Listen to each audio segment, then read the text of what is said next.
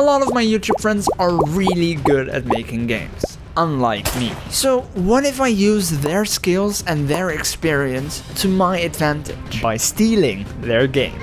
Come on now, don't tell me you expected more from me. Actually, my buddy Xanderwood reached out to Collab, so that is what we're doing. We're stealing each other's games in an attempt to improve them somehow. It's not stealing, we're just collaborating. Oh, come on. Please? I need the high stakes. Please just don't make me regret this. So first, I need to decide which game I'm going to steal. I mean, recreate. Yeah. Here's the crazy part. Xanderwood has made about 1 million different games. Why are there so many? Why doesn't it end? How could I ever choose one? I was thinking of using a random number generator to help me decide, but as I was thinking about this while counting all his games by hand, I eventually made the difficult decision to... I picked this first game. The very first one. The Game of Death. So basically, it's a game of death. Stop allowing me to explain things. In the Game of Death, you play as this person and you have to play against counts in a game of higher and lower. Also, there's Gary. What's up, dude? He doesn't talk much these days. Every time you guess the next card's value correctly, you continue on with the game until you completely win, and every time you lose, it starts to rain light beams. Those are not as refreshing as you might think. So how do I improve on this? How do I go from this simple yet fun and dark looking game to a better version of that? Honestly, I didn't know at first, but adding another dimension seemed like a great starting point. Oh my god, what's happening to me? So I made a table and messed around with the skybox and the lighting. And I added Gary, because he is essential to the quality of this game. I want you to draw me like one of your French girls. I figured that if I wanted to improve on the concept, I first needed to copy the existing game. So I added cards in the actual card game, in which I decide each card's value the moment the game gets loaded, since it's only a few cards and it won't require much effort at runtime. Unless I were to try this for 100,000 cards, of course, then it'd just go GAAAH! And then I added the dialogue system to introduce the game and the scene. I also wanted the game to feel a little more mysterious and scary, so I added the spooky eyes instead of this guy, who will definitely try to teach me how many cards are on the table. Gary, did you drop all your subscribe buttons again? I can't count these cards this way, man. Okay, so a big part of the Game of Death is the punishment you get when you guess wrong. Disco lads. Oh yeah. To make these a reality, I made a small cylinder on the ground blink, and after a few seconds or so, another cylinder appears, like you wish your father did. Massive and ready to embrace you.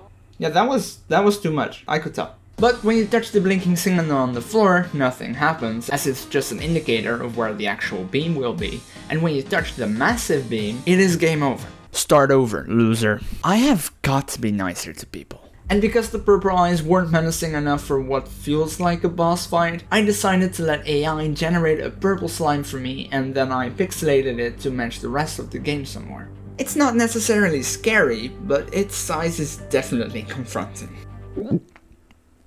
Please help. Is he going to sit on me? But the game still isn't better than the original, which is kind of the entire point of this video. It's pretty much done now, but it's just a 3D version of the game, but without a Sesame Street character. Oh, wait, you're the car dealer, aren't you? Wow, that makes so much more sense. So, what can I do to spice it up a bit? Let's make it scary. I ended up adding gravestones to fill up the void a bit, since it's such an empty world. Thankfully, the complete darkness helps selling the mood, unlike these particles. I am in pain! But the best way to make things feel scary is through sound design and music. So I bought the sound effects and music bundle and Humble bundle and played this song you're hearing right now during the more calm moments, and during the intense boss fight where you have to avoid light beams for about 10 seconds, I play this song. Why am I here? But every 15 seconds or so, I choose a random scary sound effect to completely scare the crap out of me. Sounds are scary. It's not a horror game. It's barely scary. But now I feel like I've actually been able to somewhat improve on an already awesome concept by just adding some more mood to it. Yeah, I feel like I can be happy with what I achieved. And I hope Xanderwood likes it too. Alright, here we go. The game of death? I feel like I'm immersed. Is that Gary? Hello, dear friend. Welcome to the afterlife. Don't mind old Gary over there. Well, let's just say, he didn't make it. I have much higher hopes for you, though. This is word for word the dialogue that I put in my game. I love it. Let's go play this game of death. I love the tombstones. I love the fact that the title is just in the background itself, and these bouncing eyes. And here's my card game. This is a simple game of chance. You must decide whether the next card is higher or lower in value than the previous one. It is such a simple game. Guess correctly 5 times and you win, and guess wrong, you lose. You may begin now. Okay, so I've got my cards, I've got my plus, I've got my minus, and I've got my mouse prompt. And a very messy deck of cards there. And thanks for the 7, by the way, TheShelfman. I mean, could have started me off with a 2 or a 3. Talk about a 50-50 coin flip. Let's go high. Yes, that's correct. You got to go lower than a queen, right? A 5. And another 50-50. We're going to go above. Ah, well, that's bloody brilliant. And now I think we're going to have a mini game. Guess luck wasn't on your side. Oh, bloody hell. Oh my goodness. Okay, I remember these things. Just keep running. Can I run behind the table? I can. Oh, there we go. The timer's run out. Now I can continue with my safer game. It's got to be higher than a 3. And it's got to be lower than a 9. And it is. Congratulations. You have won. You deserved it fair and square. Well, of course I did. You will live. That's good to know. But first, there's one more challenge left for you if you want to return to your soul.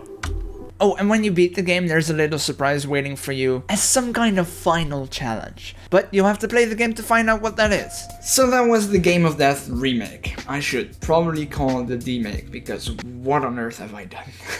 I'm quite happy with how it turned out, even if it's only fun for just one playthrough. If you want, you can play it on my itch.io page. Also, be sure to check out Xanderwood's video, in which he recreates my game Crystal Spinners. Honestly, if I could just have made that a couple years ago, that would have been awesome. It's really good. Like, subscribe, check out my other videos, and I'll see you all next time.